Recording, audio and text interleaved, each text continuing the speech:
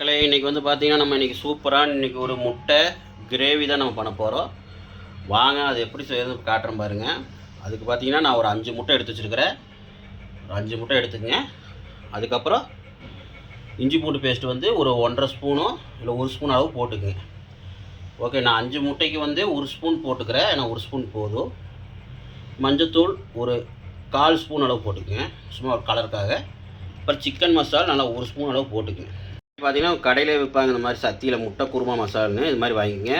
இல்லைனா முட்டை கிரேவி மசாலா விற்பாங்க, அது கூட வாங்கிக்கலாம். நான் சத்தியில் வாங்கியிருக்கிறேன். நீங்கள் எதில் கிடச்சாலும் வாங்கிக்கிங்க. முட்டை கிரேவி மசாலா கேட்டுக்கிங்கன்னா கொடுப்பாங்க. இது முட்டை குருமா மசாலா போட்டிருக்கு, பரவாயில்ல, எல்லாம் ஒன்று தான். பார்த்தீங்கன்னா அதுக்கப்புறம் பட்டை வந்து பார்த்திங்கன்னா சும்மா ஒரு ஒரு இந்த கை இருக்குல்லங்க, இந்த விரல் அளவு இருந்தால் போதும். அதில் வந்து உடச்சி போட்டு வச்சுக்கிறேன் பாருங்கள். அதுக்கப்புறம் ஒரு 3-4 கிராம்பு சின்னதாக எடுத்துக்கங்க, சும்மா அந்த வாசத்துக்காக தான். வேறு ரொம்ப பார்த்திங்கன்னா ரொம்ப போட்டிங்கன்னா உங்களுக்கு அந்த பார்த்திங்கன்னா அந்த பட்டை கிராம்பு வாசம் தான் அடிக்கும். அப்புறம் குழம்பு நல்லா இருக்காது, சாப்பிடும்போது அந்த வாசம் அடிக்க ஆரம்பிச்சிடும். சும்மா அந்த லைட்டாக அந்த மணத்துக்காக நம்ம சும்மா ஒரு கை பிஞ்சு அளவுக்கு ஒரு பட்டையை வந்து உடச்சி போட்டு வச்சுக்கிற பாருங்க. ஒரு 4 கிராம்பு. அப்புறம் பெரிய வெங்காயம் 2 நீளமாக அரிஞ்சு வச்சுக்கோங்க மக்களே. அதுக்கப்புறம் தக்காளி வந்து பார்த்திங்கன்னா ஒரு 2 தக்காளி நல்லா பொடியாக அரிஞ்சு வச்சுக்கோங்க. அப்புறம் கொத்தமல்லி ஒரு சும்மா த்ரூண்டு கொத்தமல்லி வந்து கொஞ்சமாக. அதுக்கப்புறம் கருவேப்பிலை ஒரு கொத்தோ 2 கொத்தோ எடுத்து வச்சுக்கோங்க. எண்ணெய் வந்து தேவையான அளவு நான் சொல்கிறேன் பாருங்கள். ஒரு 50 ml விடலாம். பார்த்திங்கன்னா எண்ணெய் வந்து ஒரு 50 ml வேணும். முட்டை ஒரு 5. ஓகே, இதுதான் இன்றைக்கி. மஞ்சத்தூள் தேவையான அளவு சொன்ன மாதிரி தான். ஓகே, இப்போ வாங்க செய்ய ஆரம்பிக்கலாமா?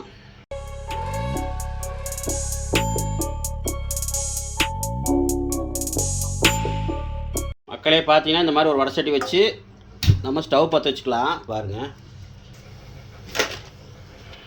மக்களே இந்த வடசட்டி நல்லா காயிட்டோம். காய்ஞ்சதுக்கப்புறம் நம்ம எண்ணெய் ஊற்றிக்கலாம். மக்களே வடசட்டி நல்லா காய்ஞ்சிருச்சு. இப்போ ஒரு 50 ml எண்ணெய் ஊற்றிக்கலாம். மக்களே எண்ணெய் நல்லா காய்ஞ்சதுக்கப்புறம் நம்ம வெங்காயத்தை போட்டுக்கலாம். மக்களே பார்த்தீங்கன்னா இப்போ நல்லா வந்து எண்ணெய் காய்ஞ்சிருச்சு. நம்ம இந்த வெங்காயத்தை இருக்குல்லங்க, பெரிய வெங்காயம், அதை போட்டுக்கலாம்.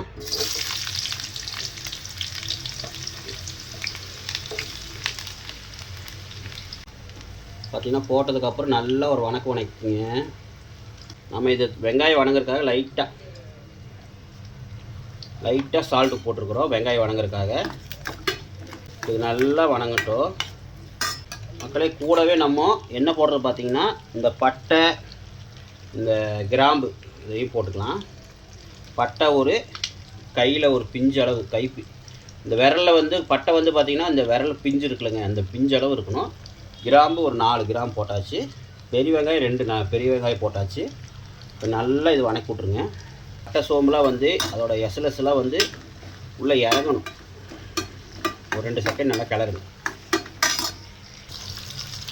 மக்களே. பார்த்தீங்கன்னா நம்ம ஒரு 1/4 ஸ்பூன் அளவுக்கு மஞ்சத்தூள், நான் வந்து என் கணக்குப்படி நான் போடுறேன், எனக்கு அளவு தெரியும். நீங்கள் ஸ்பூன் கணக்காக போட்டிங்கன்னா 1/4 ஸ்பூன், சும்மா ஒரு கலருக்காக ஒரு 1/4 ஸ்பூன் அளவு போட்டால் போதும், ரொம்ப வேண்டாம். நல்லா இது வணங்கட்டும். ஓகே, நல்லா வணங்கிடுச்சா? இப்போ கூட வேணுமோ மக்களே பார்த்தீங்கன்னா இப்போ இஞ்சி பூண்டு பேஸ்ட்டு நம்ம 1 ஸ்பூன் அளவு போட்டிருக்கிறோம் பாருங்கள்.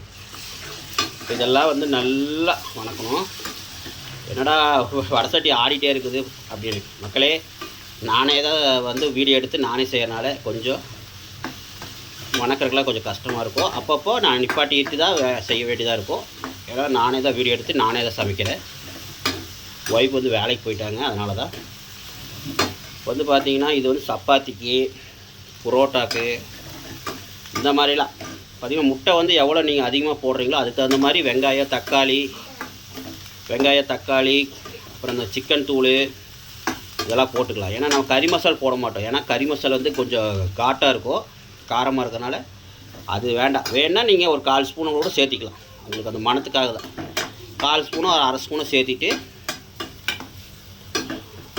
அளவாக சேர்த்திங்க. ஏன்னா உங்களுக்கு வந்து அந்த காரம் அதிகமாகிடும், குழந்தைங்க அதிகம் சாப்பிட மாட்டாங்க, அதுக்காக சொல்கிறேன். கூடவே நம்ம கருவேப்பிலையும் சேர்த்திக்கலாம். கருவேப்பிலை வந்து முதலே போட்டிங்கன்னா உங்களுக்கு அந்த பச்சை கருவேப்பிலையோட அந்த இது வராது, கருகிரும். அதனால் இப்படி நம்ம வெங்காயம் வணக்குனதுக்கப்புறம் போட்டோம்னா பாருங்கள் எப்படி அழகாக இருக்குது. கருவேப்பிலை பாருங்கள் காட்டுறது அவ்வளோ அழகாக இருக்குது. அப்படியே பச்சை பசேல் இருக்கும். ஓகே மக்களே, நல்லா வணக்குங்க. வணக்குனதுக்கப்புறம் நம்ம தக்காளி போட்டுக்கலாம். நான் அளவாக தான் செய்கிறேன். ஏன்னா எங்கள் குழந்தைங்களுக்கு, எனக்கு பார்த்தியா என் பையன் புள்ள அப்புறம் நான் 3 பேரும் சாப்பிட்றோம். அதனால் அளவாக செய்கிறேன். இது வந்து புரோட்டாக்கு சப்பாத்திக்கெலாம் அல்டிமேட்டாக இருக்கும் மக்களே. சாப்பாட்டுக்கெலாம் ஓரளவு தான், ஆனால் சாப்பாட்டுக்கு நல்லா தான் இருக்கும். இருந்தாலும் புரோட்டா சப்பாத்தி தான், தோசை இந்த மாதிரி செஞ்சிட்டிங்கன்னா அருமையாக இருக்கும். இப்போ வந்து பார்த்திங்கன்னா நம்ம தக்காளி சேர்த்திக்கலாம். பார்த்திங்கன்னா தக்காளி நம்ம ஒரு 2 தக்காளி நல்லா பொடியாக அரிஞ்சு வச்சுருக்கிறோம் சேர்த்திக்கலாம். ஓகே, என்னடா நானே சமைக்கிறேன் அப்படின்னு நினைக்காதீங்க. எனக்கு ஏதோ கொஞ்சம் சமையல் தெரியும், அதனால் நான் செய்கிறேன். என் ஒய்ஃபு வேலைக்கு போகிறனால செய்ய முடியாது. முடிஞ்சாலும் அவங்க டைம் கிடச்சா செஞ்சு அவங்க வீடியோ போடுவாங்க, பாருங்கள். அதே மாதிரி அவங்களுக்கு ஆதரவு கொடுக்குற மாதிரி எனக்கு ஆதரவு கொடுங்க. ஏன்னா நான் ஓரளவு மக்களுக்கு பயனுள்ளதாக செய்கிறேன் அப்படின்னு நம்பிக்கை இருக்குது. கமெண்டில் சொல்லுங்கள் நல்லா இருக்கா இல்லையான்னு. ஓகே, இப்போ நல்லா வணங்கினதுக்கப்புறம் உங்களுக்கு காட்டுறேன். மக்களை பார்த்திங்கன்னா ஓரளவு வணங்கிருச்சு. நம்ம கூடவே நம்ம பார்த்திங்கன்னா நம்ம முட்டை குருமா மசால், முட்டை கிரேவி மசாலா கிடச்சாலும் போட்டுங்க. முட்டை குருமா மசால் எந்த பிராண்டு கிடச்சாலும் முட்டை கிரேவி மசாலா கேளுங்க. அப்படிலாம் முட்டை குழம்பு மசாலா கிடச்சாலும் வாங்கி போடுங்க. முட்டை குழம்பு மசாலா முட்டை கிரேவி வாங்கி போட்டுங்க. ஏன்னா முட்டை குழம்பு மசாலா வந்து கொஞ்சம் லைட்டாக புளிச்ச மாதிரி இருக்கும். அதனால் சொல்கிறேன், முட்டை கிரேவி மசாலா கேளுங்க. இல்லை இந்த மாதிரி சத்தியில் முட்டை குருமா மசாலா கிடச்சாலும் போடுங்க. விளம்பரம்லாம் கிடையாது மக்களே. எனக்கு வீட்டு பத்தால் வாங்கிட்டு வந்து போடுறேன். நான் இருக்கிறத வந்து காட்டுறேன். நான் வந்து விளம்பரம் பண்ணுறதுக்காக காட்டல, நான் வாங்கிட்டு வந்து தான் செஞ்சு உங்களுக்கு காட்டுறேன். கடையில் போய் வாங்கிட்டு தான் வந்து செய்கிறேன். சும்மா 1 ஸ்பூன் அளவு போட்டுக்குங்க. ரொம்ப வேண்டாம், ரொம்ப போட்டால் காரமாயிரும். கூடவே நம்ம சிக்கன் தூளையும் போட்டுக்கலாம். சிக்கன் தூள் அது ஒரு 1 ஸ்பூன் அளவு போதும். இது நல்லா வணக்குங்க.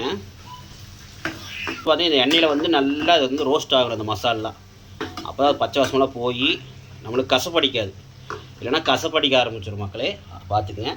நல்லா வணக்கினதுக்கப்புறம் நான் முட்டை போடும்போது உங்களுக்கு காட்டுறேன் பாருங்கள். மக்களே பாருங்கள், நல்லா வருங்க. ரோஸ்ட் மாதிரி நல்லா வறுத்தாச்சு. தீ சன்னமாக வச்சு வருங்க. ஏன்னா மசாலா போட்டு இஞ்சி பூண்டில் போட்டுறதுனால கருக ஆரம்பிக்கும். அதனால் கொஞ்சம் சன்னமாக வச்சு வணக்குங்க. இப்போ வந்து பார்த்திங்கன்னா இஞ்சி பூண்டு அரைச்சிடலங்க. அதில் வந்து அந்த இஞ்சி பூண்டு ஜார் இருக்குல்லங்க, அது ஜாரில் வந்து தண்ணி கொஞ்சம் ஊற்றிருக்கிறேன். ஏன் ஊற்றுறேன்னா தண்ணி மட்டும் ஊற்றிக்கிங்க. நான் ஏன் ஊற்றுறேன்னா இஞ்சி பூண்டு கழுவி இஞ்சி பூண்டு அரைச்சி அந்த ஜாரில் வந்து அந்த கழுவி அப்படியே தண்ணி ஊற்றுறேன், அவ்வளோதான். சும்மா ஒரு 1/2 டம்ளர் ஊற்றினா போதும், ரொம்ப வேண்டாம். நம்ம செய்கிறது கிரேவி, குழம்பு கிடையாது. 1/2 டம்ளரோ இல்லை 3/4 டம்ளரோ ஊற்றிங்க. ஏன்னா உங்களுக்கு வற்றும் போது 1/2 டம்ளர் கணக்கு வந்துடும். பார்த்திங்கன்னா நல்லா கொஞ்சம் நேரம் ஒரு 2-3 செகண்ட் நல்லா கொதிக்கணும். கொதிச்சதுக்கப்புறம் நம்ம முட்டையை போட்டு ஒரு கிளறி அது ஒரு 2 செகண்ட் வணங்கினதுக்கப்புறம் அது ஒரு 2 செகண்ட் முட்டை வந்து பார்த்திங்கன்னா ஒரு 2 செகண்டுக்கு வெந்ததுக்கப்புறம் இந்த மசாலா போட்டு நல்லா ஊறினதுக்கப்புறம் நம்ம ஒரு பேட்டே அப்படியே அரைக்கலாம். இது பாருங்கள் எவ்வளோ அருமையாக இருக்குது பாருங்கள். இதுதான் இது வந்து பார்த்திங்கன்னா செட்டிநாடு ஸ்டைல் மக்களே. பாருங்கள், முட்டை செட்டிநாடு முட்டை கிரேவி செஞ்சு சாப்பிட்டு பார்த்துட்டு சொல்லுங்கள். ஓகே, இப்போ நல்லா கொதிக்கிட்டோம். கொதிச்சா முட்டையை போட்டுக்கலாம். மக்களே பார்த்தீங்கன்னா நல்லா இப்போ கொதிக்குது பாருங்கள். நல்லா அந்த கொதித்து அப்படியே இந்த தண்ணியில் வற்றி உங்களுக்கு அந்த கிரேவி மாதிரி வரணும். வந்துச்சுன்னா ரெடி. கூடவே நம்ம முட்டையை போட்டுக்கலாம். முட்டையை வந்து பார்த்திங்கன்னா இந்த நல்லா அந்த கத்தி கீது இருந்ததுன்னா நல்லா குத்தி விட்ருங்க. முட்டையை சுற்றி குத்தி விட்ருங்க. பாருங்க, பார்த்தீங்களா? இந்த மாதிரி எல்லா முட்டையிலுமே பார்த்தீங்களா இந்த மாதிரி குத்தி விட்டிங்கன்னா அந்த மசாலு அப்படியே உள்ளே இறங்கிடும். இப்போ இந்த முட்டையெல்லாம் உள்ளே போட்டுக்கலாம். முட்டையை உள்ளே போட்டு அப்படியே ஒரு பேரட், அவ்வளோதான். போட்டதுக்கப்புறம் ஒரு 2 செகண்ட் நல்லா ட்ரை ஆனதுக்கப்புறம் நம்மளுக்கு சூப்பரான ஒரு முட்டை கிரேவி, செட்டிநாடு ஸ்டைல் முட்டை கிரேவி ரெடி ஆயிரும். மசாலா இருக்குல்லங்க, அப்படியே தூக்கி மேலே அப்படி போட்டுருங்க. அப்படியே உள்ளே இறங்கும். முழுசாக வேக போட்டிங்கன்னா டேஸ்ட் கிடைக்கும், நல்லாயிருக்கும். நீங்கள் உடச்சி ஊற்றிடாதீங்க. உடச்சி ஊற்றிங்கன்னா அது குழம்புக்கு தான் நல்லாயிருக்கும். ஓகே, இப்போ நல்லா வந்து ட்ரை ஆனதுக்கப்புறம் நம்ம எடுத்துக்கலாம். ஃபைனல் நம்ம கொத்தமல்லி போட்டுக்கலாம். கொத்தமல்லி வந்து லைட்டாக தூவி விட்டோம்னா நம்மளுக்கு செட்டிநாடு ஸ்டைல் முட்டை கிரேவி ரெடி. பாருங்கள் எப்படின்னு. ஓகே மக்களே, இது வந்து நல்லா கொஞ்ச நேரம் ஒரு செகண்டு 2 செகண்டு நல்லா ட்ரை ஆகட்டும். அப்புறம் எடுத்ததுக்கப்புறம் நம்ம சாப்பாட்டில் சாப்பிட்டு காட்டுறோம் பாருங்கள் எப்படி இருக்குன்னு. குழந்தைங்க சாப்பிடுவாங்க, சாப்பிட்டு உங்களுக்கு எப்படின்னு காட்டுவாங்க பாருங்கள். மக்களே பார்த்தீங்கன்னா நம்மளுக்கு சூப்பரான ஒரு செட்டிநாடு ஸ்டைல் முட்டை கிரேவி பாருங்கள், அவ்வளோ அழகாக இருக்குது பாருங்கள். எல்லா முட்டையும் சரி, இந்த ஒரு முட்டை மட்டும் கொஞ்சம் உரிக்கும் போது நாய் கொதன மாதிரி கொதறிட்டோம். ஏன்னா இது எங்கள் பாப்பா தான் உரிச்சுது பாருங்கள். மணமணக்கும் செட்டிநாடு ஸ்டைல் முட்டை கிரேவி இந்த மாதிரி செஞ்சு சாப்பிட்டு பாருங்கள், சூப்பராக இருக்கும். காரம் இருக்காது அதிகமாக. வேணால் உங்களுக்கு காரம் வேணால் மிளகு கூட தூவி விட்டுக்குங்க கடைசியாக. நான் மிளகுலாம் தூவலை, ஏன்னா குழந்தைங்க வந்து காரம் விரும்ப மாட்டாங்க, அதனால் சேர்த்தலை. நீங்கள் வெங்காயம் வணக்கும் போது 2 குடமிளகாவோ சேர்த்திட்டிங்கன்னா நல்லாயிருக்கும். எங்கள்கிட்ட குடமிளகா எல்லாரும் சேர்த்தலை, ஒரு 2 குடமிளகா போட்டு தாளிச்சிங்க. ஓகே வாங்க, நம்ம கொஞ்சம் சாப்பாடு போட்டிருக்கோம். அதில் லைட்டாக பார்த்திங்க ஒரு முட்டையோடு வச்சு லைட்டாக குழம்பு ஊற்றி அப்படியே ஸ்டார்ட் பார்க்கலாம். இது வந்து சாப்பாட்டுக்கு கூட அவ்வளோவா நல்லா இருக்காது. சப்பாத்திக்கு இந்த மாதிரி நீங்கள் செஞ்சிங்கன்னா, சப்பாத்தியாக இருக்கட்டும், பூரியாக இருக்கட்டும், தோசையாக இருக்கட்டும், இந்த மாதிரி செஞ்சு சாப்பிட்டு பாருங்கள். ஆஹா, பார்க்குறக்கே அருமையாக இருக்குல்ல பாருங்கள், அப்படியே ஜம்முன்னு இருக்குது. வாங்க சாப்பிட்டு பார்த்தலாமா?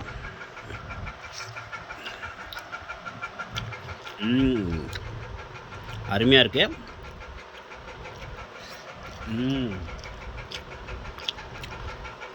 செம்மையாக இருக்குது மக்களே. வாங்க இந்த முட்டையோட கொஞ்சம் சாப்பிட்டு பார்க்கலாம். முட்டை கொஞ்சம் வச்சு சாப்பிட்டு பார்க்கலாமா?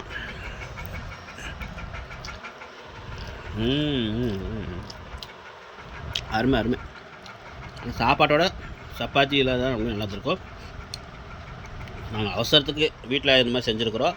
ஏன்னா என்ன குழம்பு செய்யணும்னு கன்ஃபியூஷனாக இருக்குது. அதனால தான் நாங்கள் வந்து பார்த்திங்கன்னா இந்த மாதிரி ஒரு டக்குன்னு செஞ்சு வச்சுருக்கிறேன் குழந்தைங்களுக்காக. நீங்களும் ஒரு உரம்பரை வந்தாலும் யார் வந்தாலும் இந்த மாதிரி யார் உரம்பரை யார் வந்தாலும் இந்த மாதிரி செஞ்சு கொடுங்க. மீண்டும் ஒரு நல்ல வீடியோ சந்திக்கலாம். மறக்காமல் நம்ம சேனலுக்கு சப்ஸ்கிரைப் பண்ணி லைக் பண்ணி பெல் பட்டனை தட்டி விட்ருங்க. பாய்.